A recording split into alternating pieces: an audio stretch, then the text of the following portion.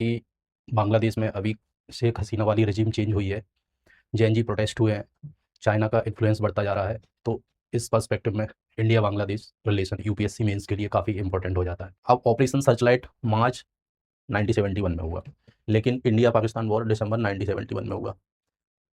सारी पॉलिटिकल और military power concentrate हो गई वेस्ट पाकिस्तान में, और ईस्ट पाकिस्तान के लोकल डिमांड को ना देखते हुए सारी पॉलिसीज़ आगे जाके west Pakistan. Hello friend, I am Shubham, this is Sushmantra team. आज हम चर्चा करेंगे इंडिया बांग्लादेश रिलेशन पर। जैसा कि हमें पता है कि बांग्लादेश में अभी शेख हसीना वाली रजीम चेंज हुई है, जेएनजी प्रोटेस्ट हुए हैं, चाइना का इन्फ्लुएंस बढ़ता जा रहा है। तो इस पर्सपेक्टिव में India Bangladesh relation UPSC mains के लिए काफ़ी इंपॉर्टेंट हो जाता है, और वहाँ से कुछ सेक्टर्स से कुछ थीम बनती हैं, वहाँ से यूपीएससी मेंस में क्वेश्चन आने के बहुत चांस हैं। तो हम आज डिटेल में चर्चा करेंगे इंडिया बांग्लादेश रिलेशन पर। सबसे पहले हम देखते हैं कि इंडिया बांग्लादेश रिलेशन में बांग्लादेश का एवोल्यूशन किस टाइप से हुआ, क्योंकि बांग्लादेश का एवोल्यूशन इंडिया के रिलेशन के लिए काफ़ी अहम हो जाता है। बांग्लादेश रिलेशन में इंडिया की, भारत की काफ़ी महत्वपूर्ण भूमिका रही है। इस भूमिका को हम डिटेल में चर्चा करेंगे, और ये भूमिका आज इंडिया बांग्लादेश के रिलेशन को किस प्रकार से शेप देती है, इसके बारे में भी चर्चा करेंगे। देखते हैं India Bangladesh relation, evolution of Bangladesh. जैसा कि हमें पता है कि इंडिया को जब ब्रिटिश एम्पायर से फ्रीडम मिली, तो ब्रिटिश इंडिया को दो पार्ट में डिवाइड किया गया, पाकिस्तान और इंडिया। पाकिस्तान, जो आज का पाकिस्तान है, वो 1947 में उसका एक और पार्ट था जिसे बोलते थे ईस्ट पाकिस्तान, और ईस्ट पाकिस्तान आगे जाके बनता है 1997 में भारत सरकार की महत्वपूर्ण भूमिका से, भारत के सहयोग से बांग्लादेश। 1947 में ब्रिटिश इंडिया का जब पार्टीशन हुआ, तो इंडिया और पाकिस्तान बना। पाकिस्तान दो पार्ट में बना, वेस्ट पाकिस्तान और ईस्ट पाकिस्तान। जैसा कि मैप में देख पा रहे हैं हम, वेस्ट पाकिस्तान ये है और ये ईस्ट पाकिस्तान है। वेस्ट पाकिस्तान और ईस्ट पाकिस्तान के बीच में करीब 16 किलोमीटर का गैप था, जो कि इंडिया की लैंड से होके जाता है। लेकिन इंडिया और पाकिस्तान के संबंध शुरुआत से ही खराब हो गए, तो इंडिया ने पाकिस्तान को ईस्ट पाकिस्तान तक जाने के लिए कॉरिडोर प्रोवाइड नहीं कराया।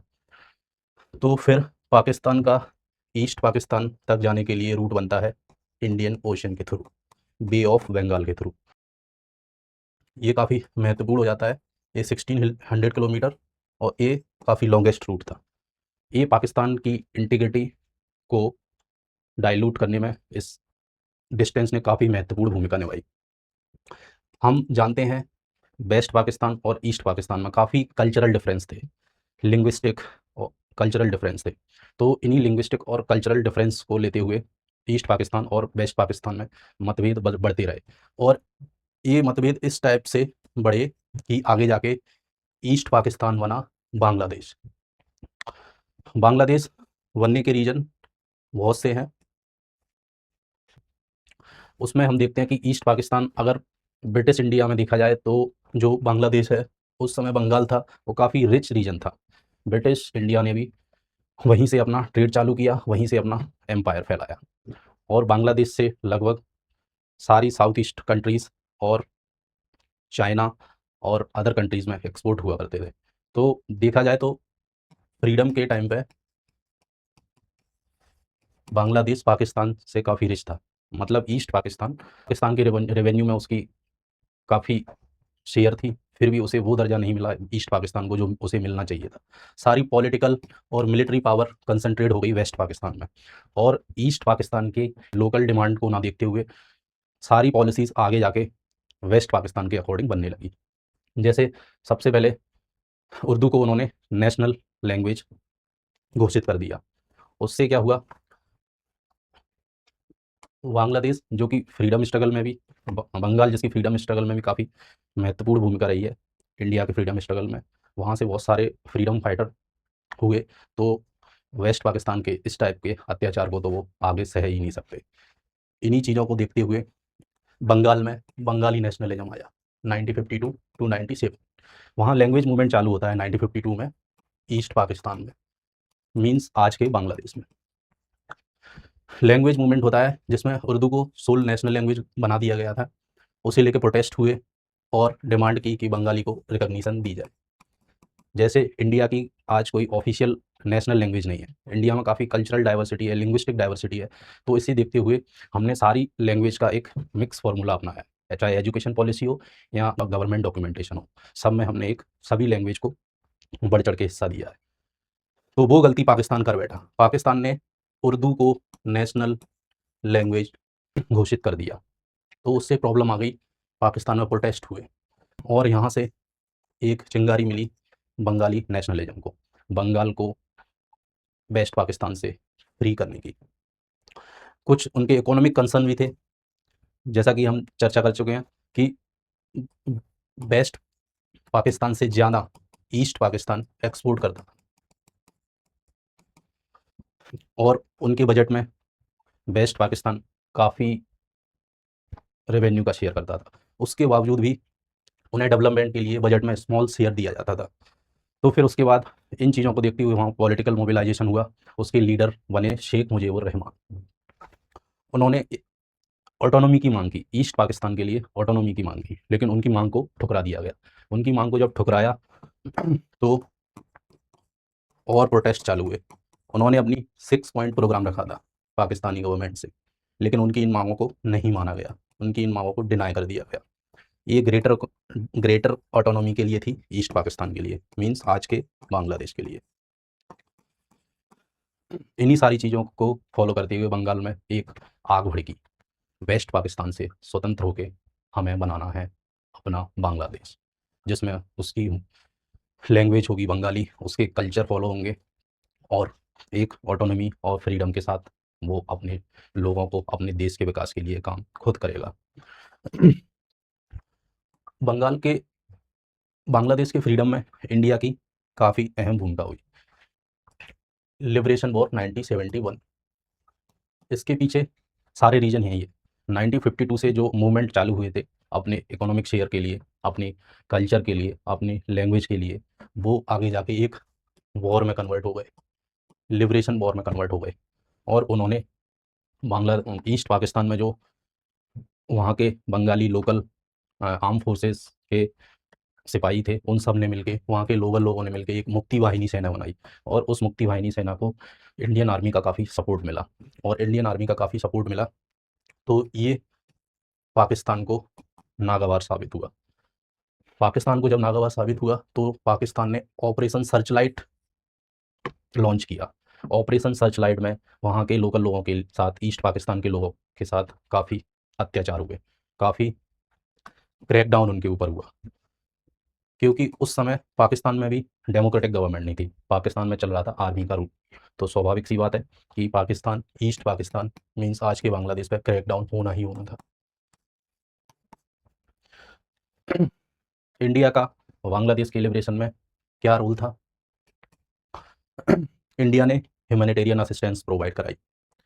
बांग्लादेश में जब वहाँ के लोकल लोगों पे अत्याचार किया जाने लगा वहाँ की आर्मी के द्वारा, तो बहुत सारे रेफ्यूजी, लगभग 10 मिलियन के अकॉर्डिंग, लगभग 10 मिलियन के आसपास रेफ्यूजी ईस्ट पाकिस्तान से भागकर इंडिया में आने लगे। तो इंडिया ने ह्यूमैनिटेरियन असिस्टेंस प्रोवाइड कराई उन्हें और बांग्लादेश की मुक्ति वाहिनी सेना को ट्रेन किया। ह्यूमैनिटेरियन असिस्टेंस में फूड प्रोवाइड कराए, शेल्टर प्रोवाइड कराए, बहुत सारी हेल्प इंडिया की तरफ से हुई। अब ऑपरेशन सर्चलाइट मार्च 1971 में हुआ, लेकिन इंडिया पाकिस्तान वॉर दिसंबर 1971 में हुआ। इस समय हमारे जनरल थे, आर्मी जनरल सैम मानेकशॉ, तो उनका मानना था कि ये टाइम बारिश का समय है और इंडिया और बांग्लादेश के बॉर्डर टेरेन को देखा जाएगा तो उसमें हम देखते हैं काफ़ी फॉरेस्ट, रिवर टाइप की बाउंड्री है। तो इस टाइप के टेरेन में और बारिश के समय में युद्ध लड़ना, वॉर करना इंडिया को काफ़ी पीछे ले जाता। तो उन्होंने प्राइम मिनिस्टर से सर्दियों का समय मांगा और सर्दियों में हुआ इंडो पाक वॉर 1971। पाकिस्तानी फोर्सेस ने ढाका में सरेंडर किया और सबसे पहले बांग्लादेश को रिकग्निशन दी इंडिया ने 16 दिसंबर 1971। बांग्लादेश की लिबरेशन में इंडियन आर्मी की काफ़ी अहम भूमिका रही। और मुक्ति वाहिनी सेना को एक आर्म फोर्स की तर्ज पर ट्रेन कराने में उसने बहुत हेल्प की। इंडो पाक वॉर हो रहा था, तो पाकिस्तान का उस टाइम एलाय था यूएस। यूएस ने सपोर्ट किया। इंडो पाक वॉर हो रहा था तो उस समय पाकिस्तान का एलाय था यूएस, और यूएस ने सपोर्ट किया पाकिस्तान को। और इंडिया पहले ही देख चुका था नेम पॉलिसी जो उसने अपनाई थी, काफ़ी आइडियलिस्टिक थी। फिर उसके बाद इंडो चाइना वॉर हुआ तो हम रियलिज्म की तरफ गए, और हमने भी अपना एक किसी ब्लॉक में शामिल नहीं हुए, अपनी स्ट्रेटेजिक ऑटोनॉमी को देखते हुए हमने यूएसएसआर के साथ 1971 में फ्रेंडशिप ट्रीटी की। तो इस वॉर में यूएसएसआर ने इंडिया की काफ़ी हेल्प की। पाकिस्तान ने अपने जंगी बेड़े 7 जंगी बेड़े भेज दिए थे बे ऑफ बंगाल में।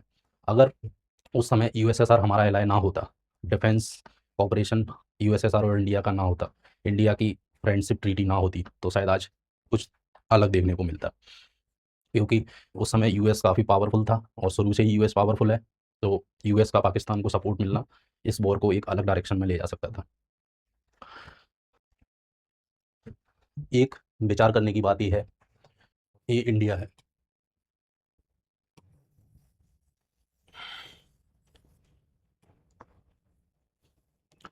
अगर वेस्ट पाकिस्तान और ईस्ट पाकिस्तान आज भी होते, तो इंडिया को किस टाइप के डिफ़िकल्टी को सामना करना पड़ता। मे बी हो सकता है पाकिस्तान की इंडिया को लेके आज वाली पॉलिसी होती, तो हमें दोनों ईस्ट वेस्ट और ईस्ट दोनों फ्रंट पे टेररिज्म का सामना करना पड़ता, जो कि आज हम बांग्लादेश के साथ कोऑपरेट करते हैं अपने काफ़ी इंसर्जेंसी को लेके, तो हमें दोनों फ्रंट पे लड़ना पड़ता। इसीलिए एक 1971 का वॉर इंडिया के लिए काफ़ी इम्पोर्टेंट हो गया, स्ट्रेटेजिकली इम्पोर्टेंट हो गया, इंडिया के डेवलपमेंट के लिए इम्पोर्टेंट हो गया।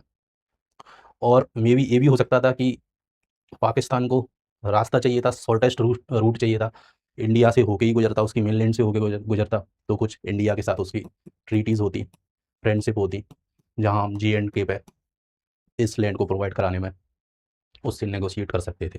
कुछ भी हो सकता था, दो पहलू इस कहानी के बन सकते थे। लेकिन आज की कंडीशन अच्छी है, बांग्लादेश हमारा अच्छा स्ट्रेटेजिक पार्टनर है, डेवलपमेंट पार्टनर है, हमारी फर्स्ट हमारी नेबरहुड पॉलिसी में काफ़ी स्ट्रेटेजिक और काफ़ी इम्पोर्टेंट पार्टनर है। ये बात हुई इंडिया बांग्लादेश कैसे इवॉल्व हुआ। अब हम देखते हैं कि इंडिया और बांग्लादेश में कुछ इशू बने रहते हैं। इन इशू को हम डिटेल में चर्चा करेंगे।